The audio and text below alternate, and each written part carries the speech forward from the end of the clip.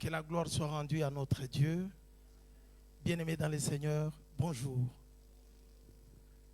Je remercie le Seigneur qui nous accorde encore cette faveur de nous retrouver ce matin pour partager sa parole.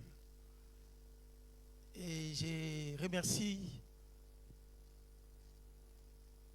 le pasteur Antoinette, pasteur Clément, les conseils d'Agadir pour nous avoir fait confiance. J'ai béni le Seigneur qui nous organise dans une grande famille qui fait que nous puissions nous retrouver à plusieurs endroits au Maroc, dans ces pays, dans plusieurs villes. Et permettez-moi de vous dire que cette année, j'aurai 20 ans au Maroc. Mais c'est la première fois que je viens prêcher à Agadir. Je suis déjà passé à Agadir 1-2 fois, mais pas pour prêcher. C'est aujourd'hui la première fois, après 19 ans au Maroc. Et j'ose croire que Dieu fait toutes choses bonnes à son temps. S'il m'a envoyé seulement aujourd'hui, c'est qu'il avait prévu une rencontre spéciale entre lui et vous, et entre lui et moi. Amen. Je ne suis pas venu seul. Je suis accompagné de mon épouse qui a commencé à nous parler des blessures intérieures depuis le vendredi. Maman Magui, est-ce que tu peux t'élever?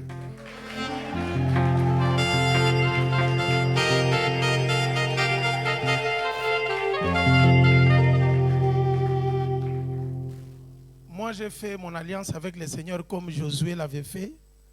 J'avais dit à Dieu et je disais aux autres, si vous ne voulez pas servir l'Éternel, choisissez qui vous voulez servir. Mais moi et ma maison, nous servirons l'Éternel. C'est pourquoi, moi et ma maison, on est venu bénir aussi Agadir. Et nous avons été bénis par Agadir. Vraiment, que le Seigneur vous bénisse. En ce dimanche des Rameaux, j'aimerais qu'on partage 2 textes qui vont nous présenter 2 attitudes de 2 populations différentes. La première population, c'est une foule, comme nous sommes là ensemble, qui acclame Jésus, qui adore Jésus et qui semble aimer Jésus et qui montre une autre attitude après, quand Jésus commence à souffrir. Ça, c'est d'une part. Et d'autre part, nous verrons l'attitude de quelqu'un qui semble ne pas aimer Jésus, ne pas connaître Jésus. Comme nous avons parlé de blessures, quelqu'un qui a été blessé avec ses blessures intérieures, qui les manifeste, mais avec cette rencontre, par cette rencontre avec Jésus, son attitude change, elle est guérie de ses blessures, elle se met à servir le Seigneur. Voilà les décors de ce que nous aurons comme prédication aujourd'hui.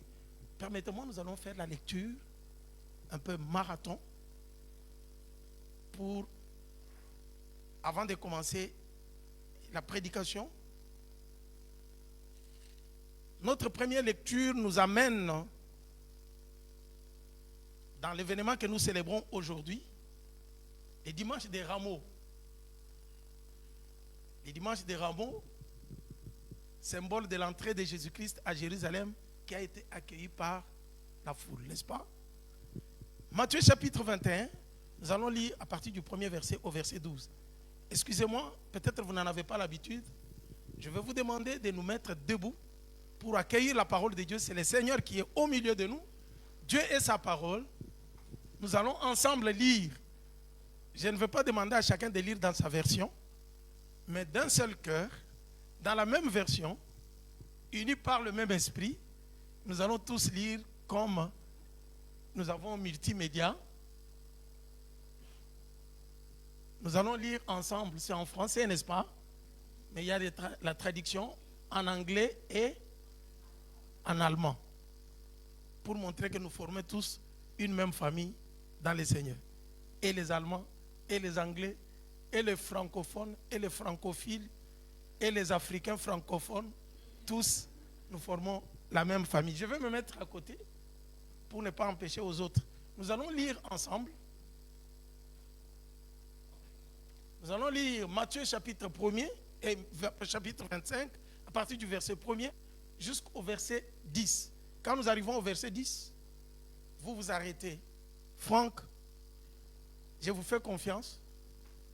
Nous n'allons pas lire en retard. Et nous allons y aller ensemble. 1, 2, 3. Allons-y.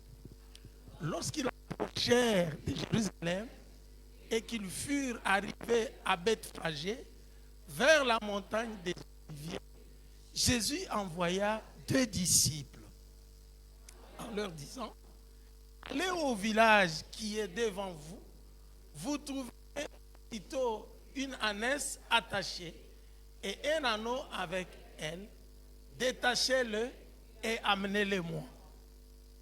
Si quelqu'un vous dit quelque chose, vous répondez: le Seigneur en a besoin et il a l'instant, il le laissera.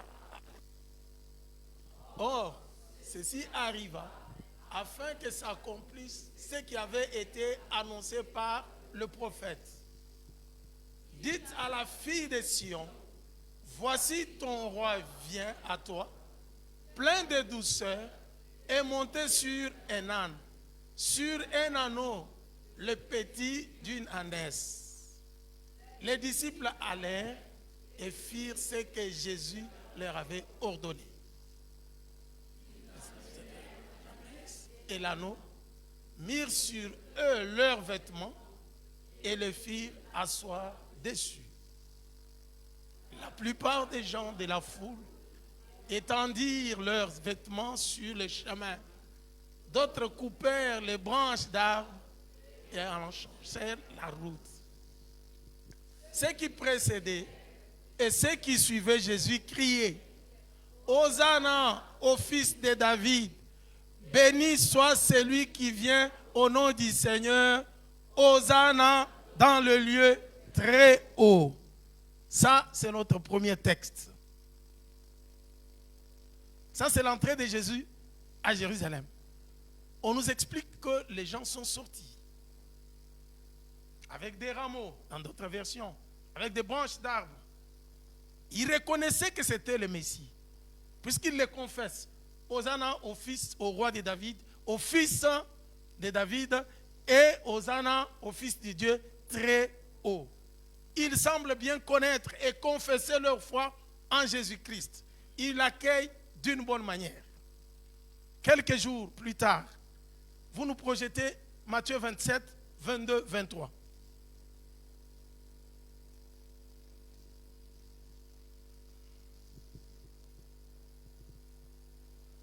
Nous lisons ensemble. 1, 2, 3. Pilate leur dit: que ferai-je donc de ce Jésus qu'on appelle le Christ? Tous répondirent: qu'il soit crucifié. Le gouverneur dit: mais quel mal a-t-il fait? Et ils crièrent encore plus fort: qu'il soit. Amen. Nous pouvons reprendre place.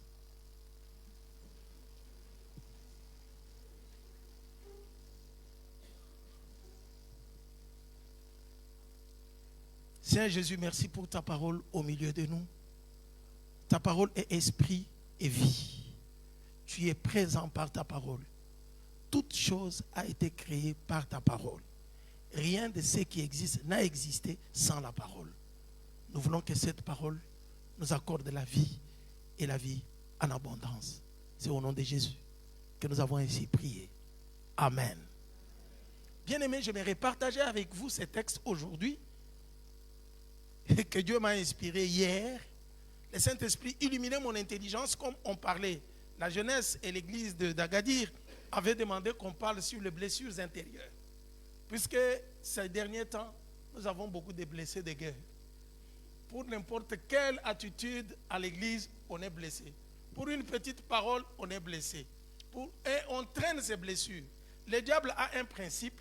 Il veut que les gens soient blessés, puisque celui qui blesse va aussi blesser. Chacun ne transmet que ce qu'il a. Chacun ne peut donner que ce qu'il a reçu, n'est-ce pas?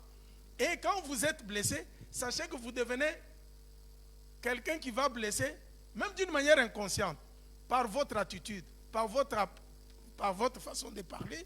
Et vous pouvez être violent sans savoir que vous êtes violent. Même dans les paroles. C'est ça le problème et les conséquences des blessures intérieures. Celui qui blesse, celui qui a été blessé, blessera toujours. Et on nous a parlé, pour ceux qui étaient là, excusez-moi de vous déranger toujours avec des questions. Je vous ai dit, nous les enseignants, on aime beaucoup embêter les gens avec des questions. Supportez-moi encore cet après-midi. Après, je vais prendre l'avion, je vais partir à Rabat. Qui peut nous rappeler quelques blessures que nous avons vues le vendredi? Qui peut partager avec nous, pour ceux qui n'étaient pas là? Je vous fais confiance. Je sais que j'ai affaire à des étudiants et à des hommes intellectuels, les intellos, qui dorment les têtes sur les dictionnaires et la bouche, ils prennent les dictionnaires comme le petit déjeuner. À leur petit déjeuner, ce sont des proverbes, ce sont des adages de français, ce sont des récitations de cours.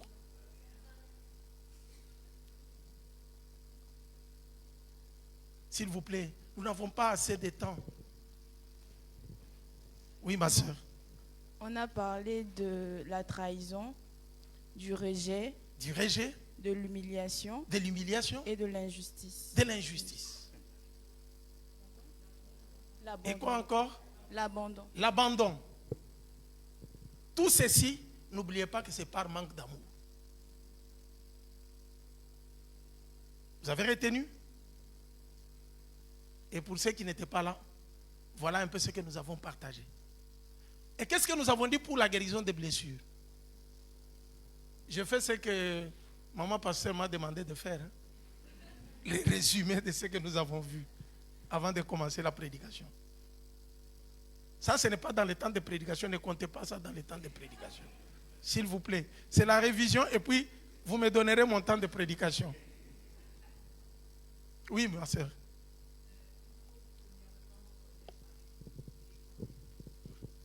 Avec humilité, en toute humilité, il faut reconnaître que on est blessé. Deuxièmement, qui d'autre? Savoir pardonner celui qui nous a blessés et se pardonner soi-même. Accepter de pardonner. Qui d'autre?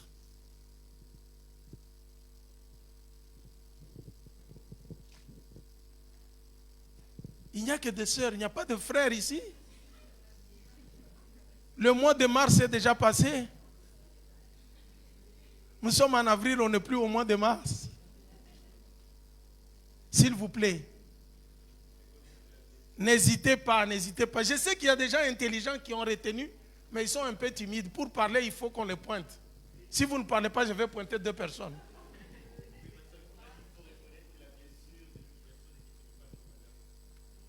Chaque blessure ne définit pas ce que nous sommes.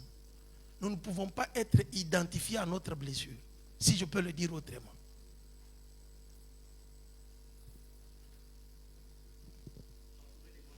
S'entourer de bonnes personnes qui vont nous accompagner dans la prière pour sortir de cette situation difficile. Qui d'autre? Il n'y a que les sœurs, j'ai besoin de frères, s'il vous plaît.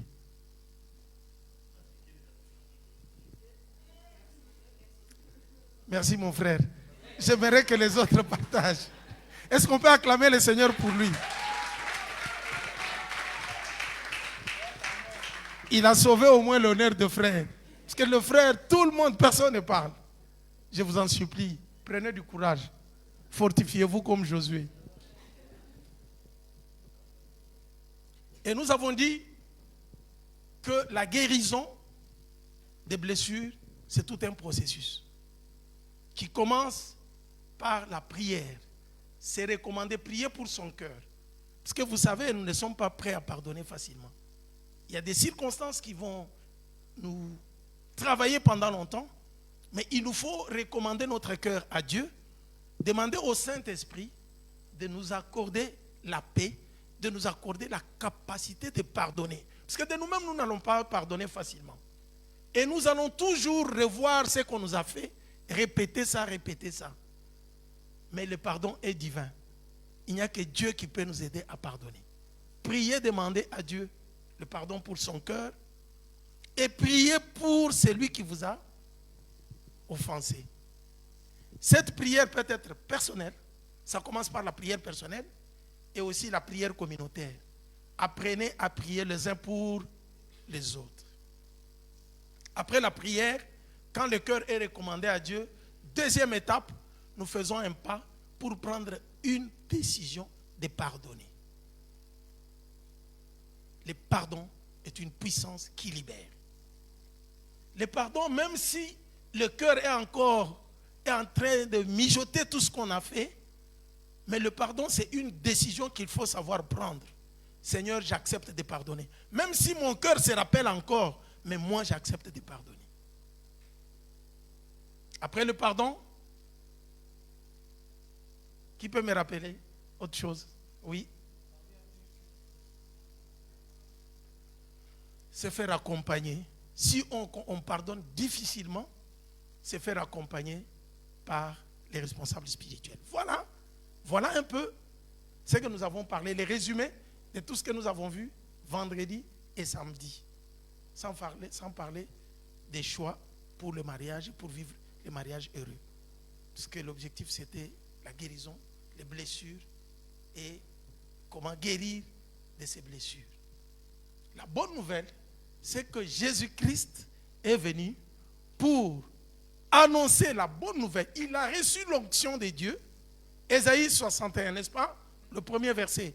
L'Esprit du Seigneur est sur moi, car il m'a oint pour annoncer la bonne nouvelle aux pauvres. Quand il annonce la bonne nouvelle aux pauvres, deuxièmement, guérir ceux qui ont le cœur brisé. Avant de passer, délivrance des captifs. Donc quand nous recevons la bonne nouvelle, ce que Jésus fait en première position, c'est d'abord guérir les cœurs qui sont blessés avant de passer à la délivrance. Il faut que vous soyez d'abord guéris, puisque la guérison déjà est une partie de la délivrance. Amen. Amen. Merci au Seigneur pour ce temps. Alors, après avoir vu tout ceci, le premier texte que nous venons de voir en Matthieu coïncide avec notre célébration d'aujourd'hui, le dimanche des Rameaux. Nous avons vu ce que Jésus a fait. Il est entré à Jérusalem, reconnu par la foule de Jérusalem que c'est le Fils de Dieu, le descendant du roi David qui arrive au milieu de nous. C'est le roi qui arrive. Les Juifs l'accueillent comme un roi, comme le roi des Juifs. Et ils confessent qu'il est le Fils de Dieu. Ils déclarent leur foi. La confession, nous avons confessé notre foi, n'est-ce pas? Ils ont confessé que celui-ci est le Fils de Dieu très haut. Mais ce qui m'étonne, quelques jours après, je pense c'est une semaine, si je ne me trompe pas, après, Jésus est jugé devant le gouverneur Pilate. On pose la question à la même foule. Que voulez-vous que je fasse de vous, de cet homme qu'on appelle Jésus? La même foule qui a applaudi Jésus, qui a confessé, qui a déclaré qu'il était le Fils de Dieu, qui ont reconnu en Jésus le Fils de Dieu, ont crié, crucifiez-le. Et par après, le gouverneur dit, mais moi je ne trouve aucun mal en lui qui mérite ce que vous êtes en train de dire. Cette mort atroce de malfaiteur. Qu'est-ce qu'il a fait de mal pour qu'il soit crucifié?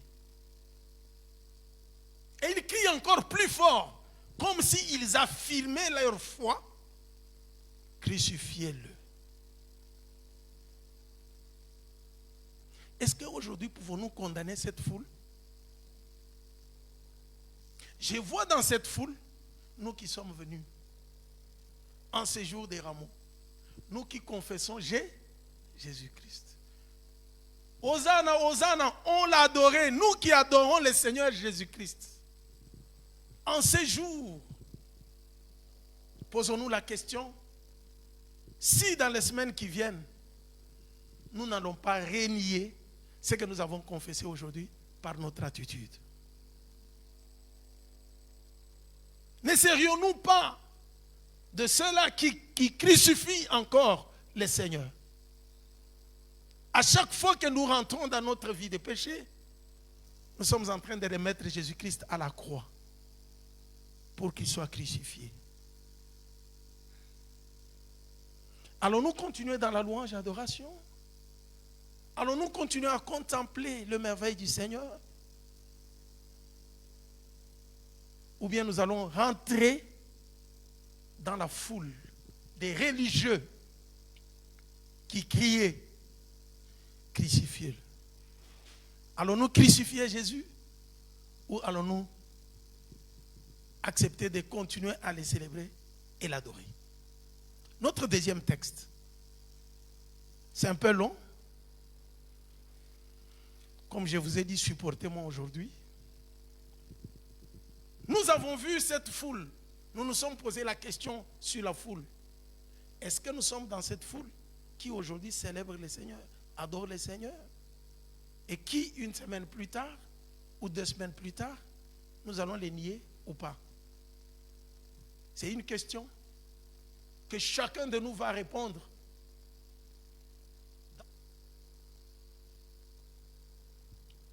Mais nous allons voir l'attitude d'une femme qui, elle, ne reconnaissait même pas accueillir Jésus.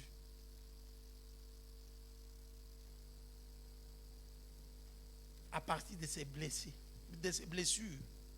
Une femme blessée. Mais nous verrons sa réaction plus tard. Jean chapitre 4. Nous allons lire du premier verset jusqu'au verset 30. Jean chapitre 4, du premier verset jusqu'au verset 30, nous allons sauter. Nous allons prendre le verset 39 jusqu'à 42.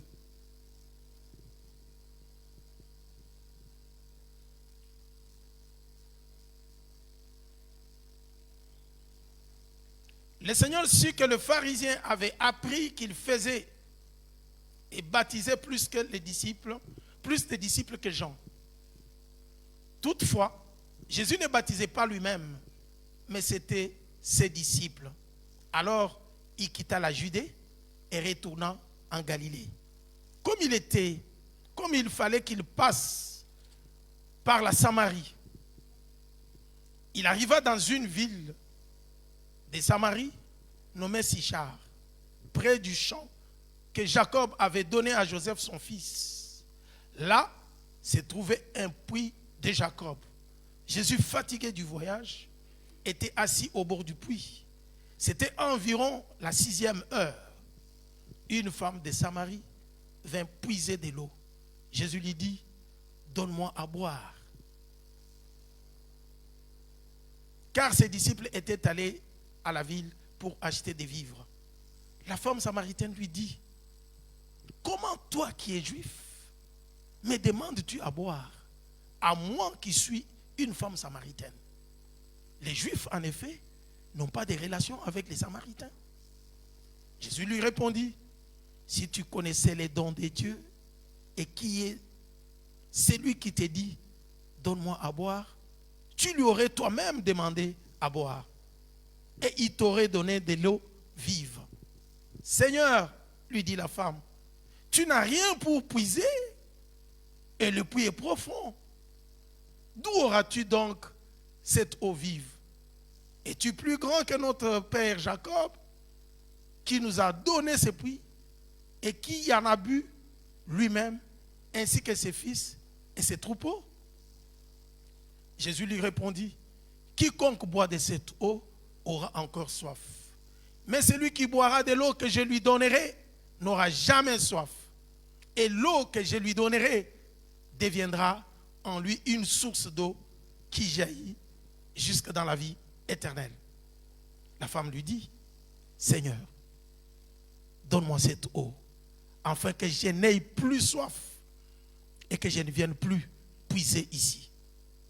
Va, lui dit Jésus, appelle ton mari et viens ici. La femme lui répondit, je n'ai point de mari. Jésus lui dit, tu as raison de dire, je n'ai point de mari, car tu as eu 5 maris. Et celui que tu as maintenant n'est pas ton mari. En cela, tu as dit vrai. Seigneur, lui dit la femme, je vois que tu es un prophète. Nos pères ont adoré sur cette montagne. Et vous, vous dites,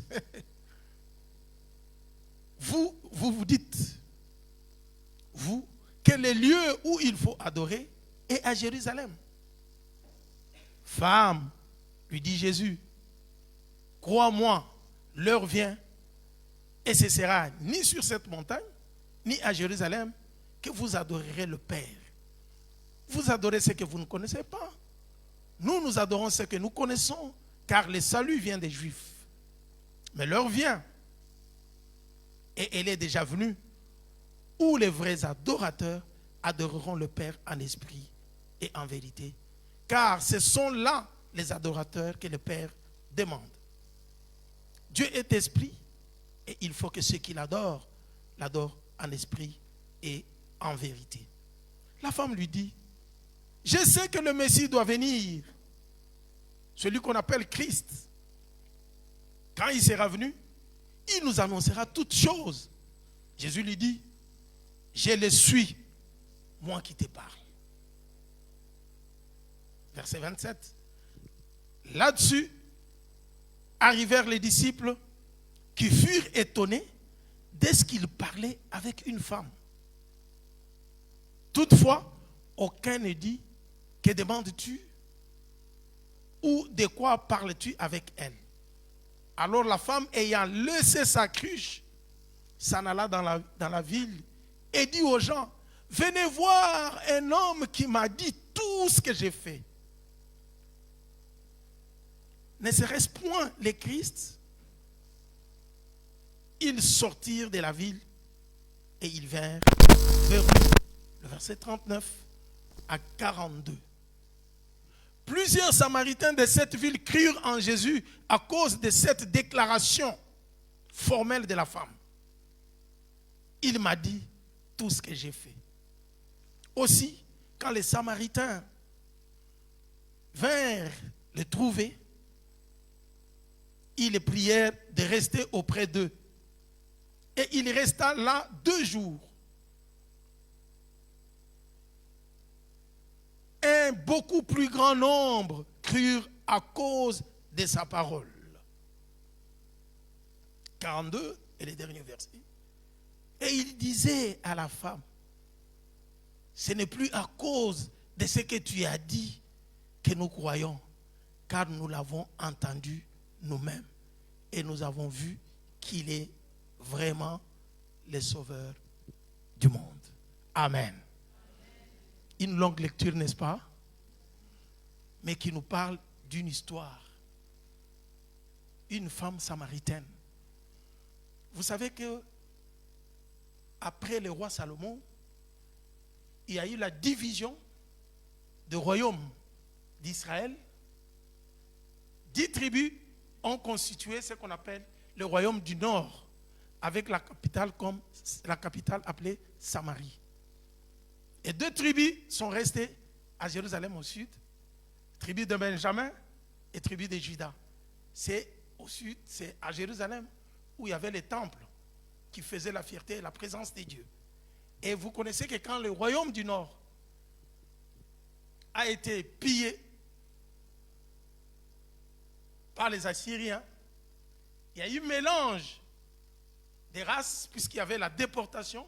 On prenait les hommes et les femmes d'ici, on les renvoyait ailleurs comme dans les guerres, et puis on prenait les hommes qui venaient d'ailleurs, on les mettait au milieu du peuple d'Israël. Il y avait déjà le mélange des races. Entre les Arabes, entre les Juifs et tout ça, il y avait ces mélanges. Et les 2 tribus qui étaient restées à Jérusalem considéraient maintenant les autres qui ne sont pas des vrais Juifs. Ils disaient, c'est nous qui sommes des vrais Juifs. Nous sommes de la race pure. C'est nous qui avons Dieu puisque le temple de Jérusalem est chez nous. Et ils sont devenus maintenant Des gens que nous ne pouvons pas considérer puisqu'ils sont mélangés et ils ne connaissent même plus Dieu, ils ne prient pas notre Dieu. Et c'est de là qu'est venue les inimitiés. Pour un juif, un samaritain n'était pas quelqu'un avec qui il fallait discuter. Parce que c'était quelque part une race inférieure, si je peux le dire comme ça. Et en plus de ça, et ce sont les gens qui ne connaissaient plus Dieu, qui ne pouvaient plus adorer comme eux, puisque eux, ils se disaient, nous avons le temple de Jérusalem. Et c'est comme ça que les Juifs et les Samaritains ne s'entendaient pas. Et ils ne pouvaient pas, c'était l'inimitié, carrément. Il y avait fracassure, fracture, alors que Dieu n'aime pas la division, il aime l'unité. Alléluia. Comme je le disais hier, notre unité dans la diversité fait que le Seigneur soit parmi nous. C'est ce qui montre que nous vivons la vie du royaume. Dieu est le créateur de tout le monde, de toute langue, de toute nation. Et c'est pour cela que Christ est venu, pour racheter pour Dieu et former un royaume de Dieu où il y a tout le monde, toutes les langues, toutes les races. Et c'est pourquoi j'aime le contexte du Maroc et j'aime l'église évangélique au Maroc. Le Seigneur nous fait vivre déjà dans un petit coin de paradis avant d'aller au ciel. J'espère que ces jours-là, tu seras avec moi. Nous vivrons au paradis. On se verra. Les Allemands, les Anglais, les Malgaches, les Gabonais, les Congolais, les Sao Tomé Principe, ainsi que tout le monde, que ce soit Camerounais. Dieu est venu, Jésus-Christ est venu pour nous réconcilier et former le royaume. Mais ce peuple qui était le peuple de Dieu, les enfants d'un même père, qui s'aimaient unis, se sont divisés au fur et à mesure qu'ils avaient les descendances. Et il y a eu même de la haine qui est entrée, où les Juifs ne pouvaient pas comprendre les Samaritains. Vous connaissez, n'est-ce pas? Ces histoires se trouvent chez nous, n'est-ce pas? Où on vous dit, nous les Ivoiriens avec les Burkinabés, ça ne passe pas. N'est-ce pas? Les Camerounais et les Nigériens, on sait comment des fois les choses se passent. Et surtout avec les guerres, les Congolais avec les Rwandais, vous savez ce que ça fait? C'est du feu en l'air. N'est-ce pas? Mais le Seigneur est venu nous unir ensemble. En Christ, nous formons le même peuple. Ça s'était passé aussi. Demandez aux Français et les Allemands, ils vont vous dire. Ceux qui ont étudié l'histoire. L'Alsace jusqu'à aujourd'hui, quand vous allez du côté de l'Alsace là, vous savez que c'était un côté allemand où il y a eu les guerres de plus de 100 ans. Ils se battent. Des fois, c'est les Allemands qui prennent 200. Et aujourd'hui, ils sont unis. L'union fait la force. Le Saint-Esprit agit quand nous sommes unis. Soyons unis. Gardons l'unité. Christ est venu pour nous unir et nous réconcilier avec le Père. Ne nous divisons pas pour rien. Et ces gens qui ne s'entendaient pas, il y avait déjà des cultures, des barrières sociologiques, des barrières culturelles, des barrières religieuses.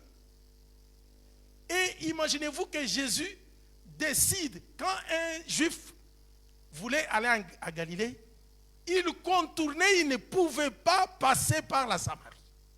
Il fallait faire un détour très long pour éviter la Samarie, puisque pour eux, quand vous passez dans la Samarie, vous vous fuyez. Et c'est dans ce contexte-là que Jésus, quand il veut quitter le royaume du Sud pour aller en Galilée, la Bible nous dit, il devrait passer. Donc Samarie était le passage obligatoire pour Jésus. Et Jésus brise les barrières sociales qui étaient établies pour aller rencontrer une femme qui avait un cœur blessé. Une femme qui était blessée, la femme samaritaine. C'est l'histoire de cette femme qui m'étonne. Les autres peuvent parler d'une femme, je ne sais pas comment, les autres peuvent la considérer comme prostituée. Mais la Bible ne nous dit pas que cette femme était prostituée. C'était une femme légalement mariée. Mais sauf que elle a été déçue par 5 maris. 5. Je ne sais pas pourquoi. Nous avons parlé de blessures, n'est-ce pas? Vous vous imaginez, vous êtes déçu par 5 personnes à qui vous avez donné tout l'amour. Combien de blessures vous avez? Au lieu d'une blessure, tu en as 5? 5 qui saignent. Et cette femme était marginalisée dans la société. Elle-même ne s'était pas pardonnée. Elle avait déjà accepté sa situation. C'est pourquoi, vous savez, dans ce contexte juif, à midi, tout le monde est à table. Quand on nous parle de 6 heures, là, c'est à 12 heures. Pendant qu'il y a le soleil de plomb, pendant que les gens sont en train de manger, puisque pour ceux qui ont vécu un peu dans des villages, vous savez que c'est à midi que les gens sont déjà partis pour aller préparer. Ils viennent le matin pour puiser l'eau à la source et aller déjà préparer. À midi, ils préparent. Ils ne sont plus là. À midi, si vous vous promenez, vous trouvez que c'est du calme. Il n'y a pas la circulation. C'est l'heure à laquelle cette femme choisit pour sortir, aller puiser de l'eau. Je pense qu'elle avait déjà calculé qu'il n'y a plus beaucoup de gens qui vont me regarder. Parce que quand je vais sortir, c'est elle-là qui a changé 5 maris. Et maintenant, nous la voyons encore avec quelqu'un d'autre. Une femme rejetée par la société. Une femme qui a connu les rejets. Nous avons parlé, parmi les blessures, il y a eu des rejets. Déception de l'amour. Une femme humiliée dans ses conditions. Qui ne pouvait plus avoir des valeurs de la vie. Qui s'est cachée pour aller puiser de l'eau. Il fallait attendre que les autres soient partis afin qu'elle puisse se pointer maintenant pour prendre de l'eau et aller partir. C'est à ce moment-là que Jésus décide d'aller la rencontrer à cette heure-là. Bien-aimés, j'aimerais vous dire que le Seigneur Jésus vient nous rencontrer là où nous sommes, avec nos faiblesses, avec tout ce que nous avons comme problème. Jésus décide de faire le pas pour venir vers nous. Cette femme blessée, déçue par 5 maris, 5, arrivée à la source où elle se croyait seule, elle rencontre encore un homme. Et qui est cet homme? C'est quelqu'un à qui elle ne devait même pas adresser la parole. Tous les décors étaient plantés pour qu'il y ait l'inimitié, qu'elle puisse faire sortir toutes ses blessures. Et Jésus arrive, il provoque, puisqu'il connaissait que c'est la femme qui était blessée. Donne-moi de l'eau. La femme regarde et dit, celui-ci me veut des problèmes. Non seulement qu'il est homme, puisque nous sommes dans une société où les hommes ne pouvaient pas échanger avec les femmes facilement. Chacun devrait parler avec son épouse. Pas toi, tu vas aller parler avec l'épouse de quelqu'un.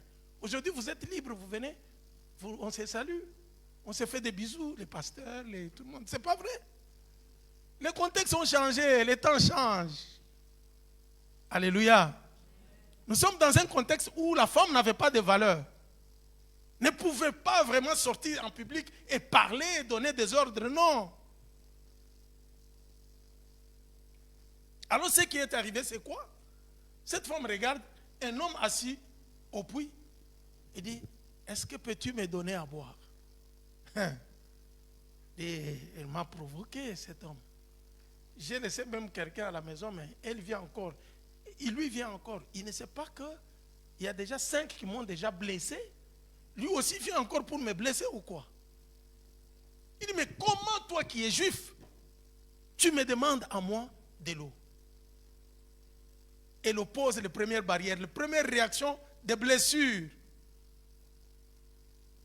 Barrière sociologique. Fini. Vous êtes des juifs. Vous savez que nous et les juifs, on ne s'entend pas. Vous savez comment vous nous maltraitez. Mais pourquoi tu peux te permettre de me demander de l'eau? J'aime l'homme de Galilée.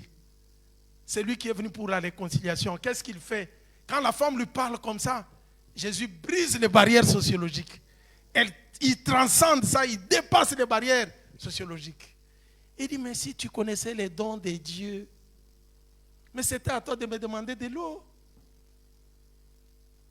En fait, Jésus n'avait même pas besoin de cette eau. Mais le problème, c'était rencontrer la femme, parler avec elle. Puisqu'au finish, la femme ne lui a pas donné de l'eau. Vous avez vu, la femme lui a donné de l'eau? Non. Lisez l'histoire jusqu'à la fin. Le problème de Jésus, c'est lui qui allait pour donner. Bien-aimé, quand le Seigneur vient à toi, c'est pour te relever, pour te faire du bien. Tu ne perds rien avec le Seigneur. Donne-moi de l'eau. Si tu connaissais les dons de Dieu, mais c'est toi qui devais me demander de l'eau. Bien-aimé, tu ne connais pas celui que tu rencontres à l'église aujourd'hui. Tu ne connais pas celui qui est à côté de toi. Tu ne sais pas ce qu'il sera demain. Ne les minimise pas aujourd'hui. Aimons-nous les uns les autres. Respectons-nous. Donnons-nous des valeurs. N'est-ce pas que maman Magui nous a dit, celui qui nous minimise ne connaît pas réellement ce que Dieu a mis en nous. Soyons des gens qui savent reconnaître ce que Dieu a mis dans chacun de nous et valoriser. Ce serait pour la gloire de Dieu. Comment moi je vais te donner de l'eau? Moi je suis une femme samaritaine. Toi tu es juif, tu me demandes de l'eau. C'est à toi. Si tu savais, tu allais me donner. Mais toi-même, tu n'as même pas quelque chose pour puiser de l'eau. Où se trouve cette eau que tu vas me donner? Eau de la vie. Il dit, mais Jésus lui dit, tu sais cette eau-là, que tu puisses que je te demande là, c'est lui qui va boire ça, aura encore soif. Mais l'eau que moi je donne va devenir des sources d'eau, d'eau vive, jusqu'à l'éternité. Il n'aura plus soif. Ça dépasse la femme. Il regarde, mais c'est lui qui me parle. N'a même pas un petit seau pour faire comme ça, puiser de l'eau. Mais d'où viendra l'eau qui me demande? Comme Jésus a amené la femme dans la dimension spirituelle, la femme l'a ramenée toujours. Avec ses blessures, elle ne voyait que les choses d'une manière physique. Elle ne pouvait pas comprendre le langage. Et Jésus va cheminer avec elle petit à petit. Il va l'accompagner. J'aime la compassion de Jésus. Quand il marche avec nous, quand nous ne le comprenons pas, il prend du temps pour que nous puissions comprendre. C'est pourquoi je vous ai dit hier que la révélation, la marche avec le Seigneur, la révélation de Dieu est toujours progressive. Au fur et à mesure que vous avancez avec le Seigneur, c'est à ce moment-là que vous découvrez comment il vous parle, comment il marche avec vous. Restons attachés à Dieu. Demeurons avec lui. Jésus transcende la barrière sociologique. La femme l'amène maintenant dans la dimension spirituelle.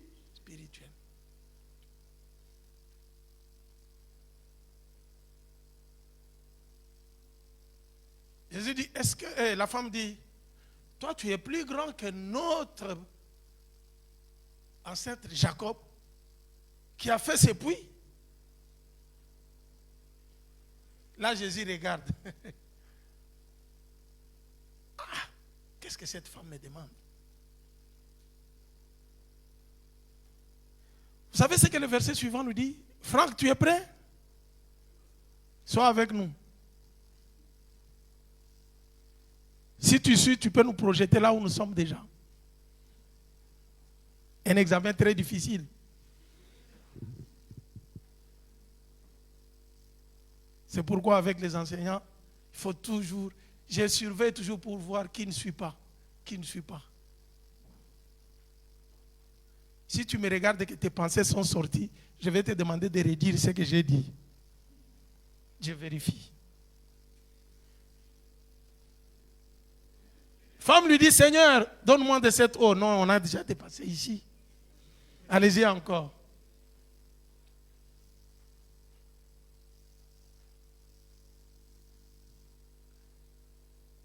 Non.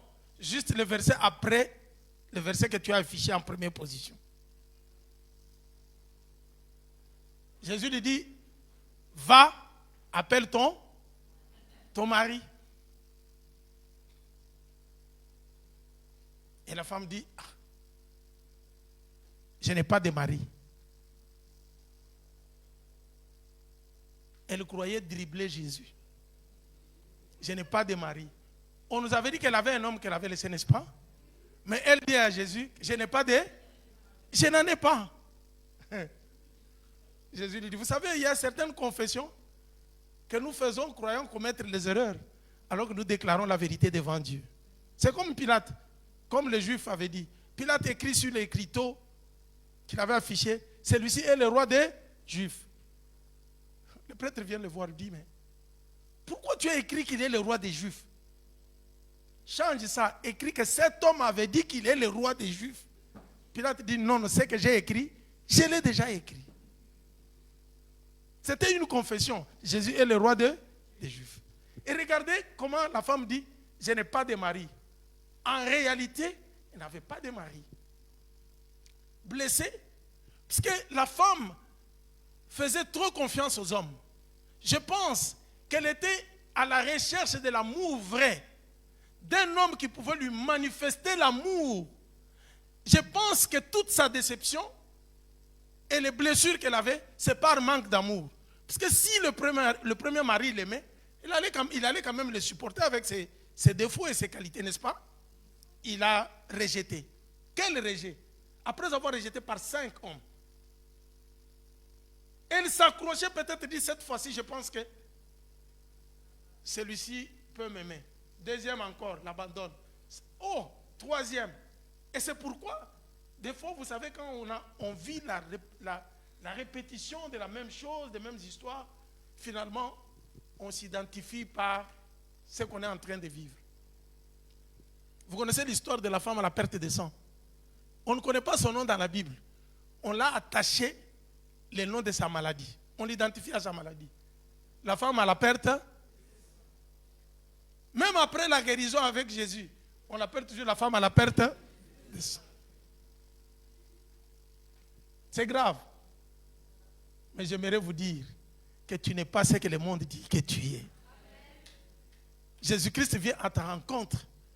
J'aimerais vous dire que cette prédication, je l'ai intitulée « La rencontre qui bouleverse la vie ». La rencontre qui bouleverse la vie.